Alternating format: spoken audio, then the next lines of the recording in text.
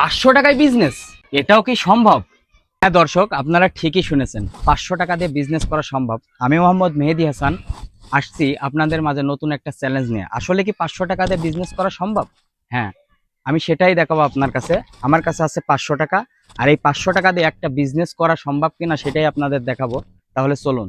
আসলে দর্শক, আমি কোনো ধনী পরিবারের ছেলে নই, ঠিক আছে? তো আমার মতো যারা আছেন, পুঁজির অভাবে ব্যবসা করতে পারছেন না, ব্যবসা করতে অনেক টাকা লাগে, আসলে শুধুমাত্র তারা আমার এই ভিডিওটা কন্টিনিউ করেন।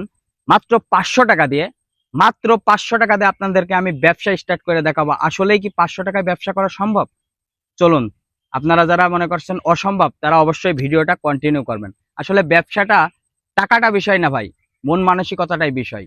তো দর্শক, আমি 500 টাকা নিয়ে বাজারে চলে আসলাম। এখন দেখব এখান থেকে কোন পণ্যটা নিয়ে ব্যবসা শুরু করা যায়। আসলে ব্যবসা করতে খুব বেশি পুঁজি লাগে না, মন মানসিকতাটাই মূল বিষয়।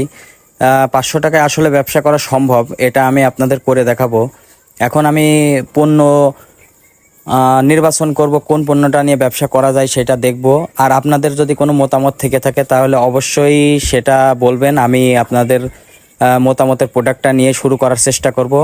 আর আজকে আমি পণ্য নির্বাচন করে পরের পর্বে আপনাদের দেখাবো যে কোন পণ্য নিয়ে আমি শুরু করতে যাচ্ছি। তো অবশ্যই ভিডিওটা যারা এই পর্যন্ত দেখেছেন লাইক কমেন্ট শেয়ার করে সাথে থাকবেন। আর পরের পর্বে আমি কোন প্রোডাক্ট নিয়ে শুরু করতে যাচ্ছি অবশ্যই দেখার জন্য চোখ রাখুন এবং ফলো দিয়ে আমার সাথে থাকুন। ধন্যবাদ সবাইকে।